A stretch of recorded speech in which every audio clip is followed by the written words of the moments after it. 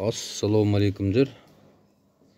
Келесі видеоны приписное охотничье хозяйство Актюбинский соған арнағым келіп отыр.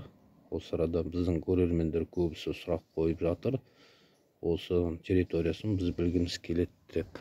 Мен былай түсіріп жатырмын, визуально түсірдім. Мына Ақтөбе қаласы болса, мына жол біз тас жолы дейміз. Тас жолы бұл Хромтауға кететін тас жолы. Мынау Оршке кететін тас жолы. Мынау Родниковке кететін тас жолы. Мына жерде Рассовхоз, мынау Ақжарға кететін жол, Ақжар 2-ге, Ақжарға 2-ге жетер-жетпес, мына жерде жол бұрылып, Родниковке кетеді. Мына жерде қазір Северный Объезд салынып тұр. Северный Объезд дейміз, мына жерден жасалып тұр. Мына жолдардың бәрін қосады. Северный Объезд деген. Ал бұйырса басталды. Мына если бізде мына граница, Ақтөбенің границасы елек бойымен жағалап жүріп отырады. Елек бойының мына оң жақ беті, мына Ақтөбе приписное охотничье хозяйство Актюбинский дейді, осы айтылады. Енді мына жерден бастайтын болсақ, мына жерде кирпичныйдың мостысы, мына кирпичныйдың мостынан бастаған уақытта мына Гренлендке кететін жол бар. Мына жерде Гренлендке, мына жерде демалыс орталығы. Сол жерден басталады да, мына жол полностью сайымен бірге границаның бәрін жағалап жүріп отырасыздар. Міне Григорьевка, Қорайлы мынау Родниковский приписное охотничье хозяйство. Міне Қорайлыдан қыр қарта көтерілесіз да, қырдан сосын кейін қарта кесіледі. Мынау Родниковканың тас жолы. Мына жерде Северный Объезден өтіп кеткеннен кейін, мына жерлерде Северный Объезд бар. Мына жерден бұтақ деген біздерде су ақсы келеді. Су бұтақ Родниковке бара жатқанда, бұтақтың тағы да бір ашасы мына жерден бөлінеді. Сосын мына жерде подъем көтеріледі. Подъем көтерілген бойда сол жерден міне граница бітеді. Мына Ақтөбинский границасы. Мына Петропавловке келеді. Осы қырларды жағалап барып, мына жерге Қарғалының ағыс суына келіп қосылады мына жерден. Сосын міне Шелсайдан міне пригородный қарта шамалы қырдың үстіменен жақындайды да, кейін қарта шорт бұрылып, жоғары қарта кетеді. Міне Шанды деген жер, мынау Қарғалы, приписное охотничье хозяйство Каргалинский деп айтылады. Соған қосылатын притоктардың көбісін үстіңгі жағымен алып кетеді. Манағы айтылған, Алгинский поқты айтылған газопровод жүріп атқан. Сол газопроводтың жағытымен келеді да, мына жерде міне қасымен өтеді. Мына жердің қасымен өткен жерде, мына жерде Тассай деген жеріміз бар, ауылымыз Тассай. Мына жерде көп егіндер бар. Мынау Тассай, бұл Қарғалыға основной русло ғой, енді су осыдан ағылып, Қарғалыны толтырады көбінесе. Мынау бұлақтың сулары. Тассайдан келіп жоғары қарта кетеді. Тайкент деген жерге барады. Тайкенттен сосын Батамшаға кіреді. Батамшаның территориясын полностью захват жасап, шойын жолмен кейін қарта қайтады. Шойын жолдың бағытымен Некелтаумен. Мына жерден Некелтаудан, мына жерден Аша. Қазір мынау бұрынғы карта, мына карта Астанаға кететін шойын жолдың бекіті бар мына жерде. Некелтауменен кейін қарта қайтып, мына Степной деген бар мына жерде. Тассайға баратқанда көресіз, Хромтаудың трассынан бұрылып, Тассайға бұрылатын жерде Степнойдан Тассайға бұрылып. Мына жердің бәрі шойын жол. Мына қараның өзі шойын жол. Сол осы арадан осы бөлінеді картасы. Тассайдан келіп, мына Просторныйға келеді. Мына жақ беті Актюбинский болса, приписное охотничье хозяйство, мына жақ Хромтауский приписное охотничье хозяйство болады. Мынадан төмен қарта түсеміз. Табан талдың русласы мына жерге Бақай деген жерге келеді. Бақайдан мына жерде 310 разъезд бар. Осының бәрін қарап отыруымызға болады. Қайнар дейміз. Қайнар дегеніміз Тоқмансай деген жер. Тоқмансай деген жер. Тоқмансайдан Ақсуға кететін жол бар. Мына жерде Ақсу деген бар. Тоқмансайдың өзі. Қайнар дейді. Мына жерде шойын жол жүріп жатыр. 311-ге келеді. 311-ден жетер-жетпес менен бұрылып, Шолақпен ішке қарта кіріп кетеді. Шолақ дегеніміз, мына Павловка деген ауыл, бұл Максим Горький деген ауылымыз. Мына жерлерден бөлінеді бұл.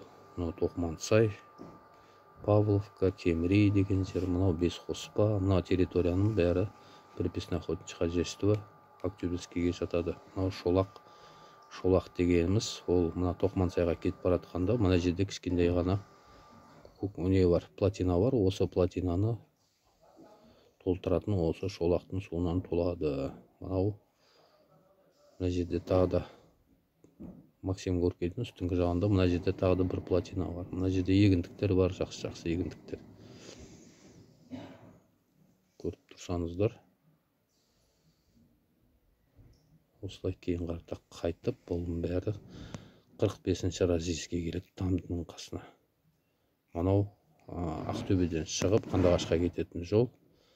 Мынау 45-ші разъез, 45 еркін көшке бұрылатын жер ғой. 45-ші разъез дегеніміз. Мына електің бойы бәрі, осының бәрі приписное охотничье хозяйствоға келеді. Мына жерден алғадан Бештамақ, Бештамақтан қайттан Ақтөбеге қайтып келдік. Мына жердегі енді осылай қарап өтсеміз болады. Здравствуйте, наши телезрители, зрители нашего YouTube канала. Мы вам предоставляем сегодня карту. Карта приписное охотничье хозяйство Актюбинское. Вы можете здесь посмотреть. Приписное охотничье хозяйство, он граничит с Родниковской, Каргалинской. Здесь получается Хромтауской. И здесь у нас Камтагачевская. Вот она. Сейчас коротко видео вам предоставляем. Здесь у нас получается вот эта дорога в сторону Хромтова уходит, вот эта сторону Орска дорога уходит, вот эта сторону Родниковки уходит дорога. Дорога здесь вот Акжар, ну как бы дорога вот эта идет. Вот это здесь находится у нас северный объезд, вот в обход. Здесь мы с 5-го кирпичного моста выезжаем, получается в сторону Гринленда. Здесь мы Гринленд проезжаем, вот эта дорога вот соединяется. Получается вот эта речка Илек. Получается, если мы в сторону Мартука, получается правая сторона. Вот туда входит вот Россовхоз, вот там где-то озеленение идет. Так вот, Григорьевка, Георгиевка, потом Курайлы, потом уходим вверх в сторону Родниковки. И вот эта дорога, вот здесь вот Бутаха речка. Вот Бутаха речка, он поднимает в сторону Родниковки. Вот здесь он как бы русло одно уходит на подъеме в сторону Родниковки. Вот граница идет до Судова.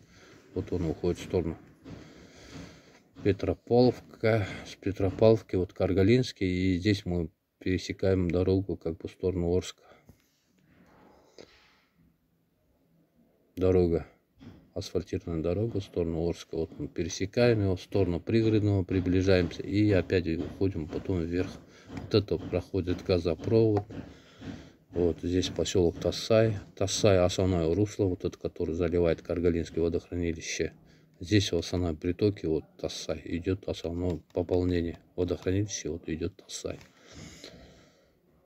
Вот с Тассая мы в сторону уходим. В сторону Батамши.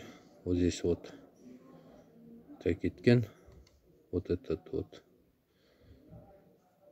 Вот это Батамша у нас получается. В Батамша входит почти территорию Актюбинского. Вот это черная, да, железная дорога. Вон, по железной дороге мы вниз спускаемся. Никельтов. Вот сейчас эта карта старая. Вот здесь вот уходит в сторону Астаны дорога. Через Никельтов. Здесь уходит. Степное, вот это степное, это вот у нас получается вот в сторону Хромтова, когда мы едем, получается вот дорогу в сторону Тассай, вот степной проезжаете. Здесь вот все разделяете железной дорогой как бы. Вот здесь вот в сторону Хромтова едете, железная дорога, получается вот эта сторона Актюбинская, ближе к городу, вот эта сторона Хромтовская, приписное охотничье хозяйство. Мы вниз спускаемся.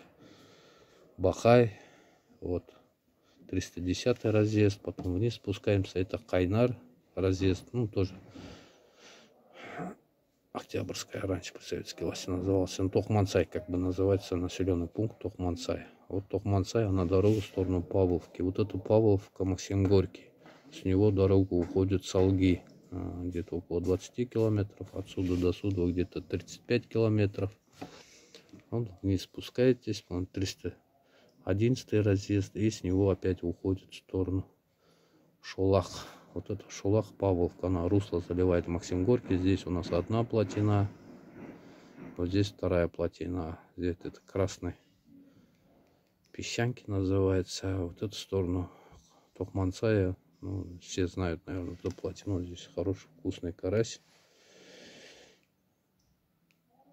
Весной часто рыбачу здесь. Вот это Шулах. Получается, она как бы соединяется с дорогой Актюбе, Кандагачи. Вот эту сторону Ирканкош дорога уходит. Вот здесь вот Алгинский и Актюбинский тоже здесь они соединяются. Здесь приписано находится Кандагачская. Вот она идет вся карта. Тамды, Алга, Пистамак, Актюбе. Ну, места хорошие.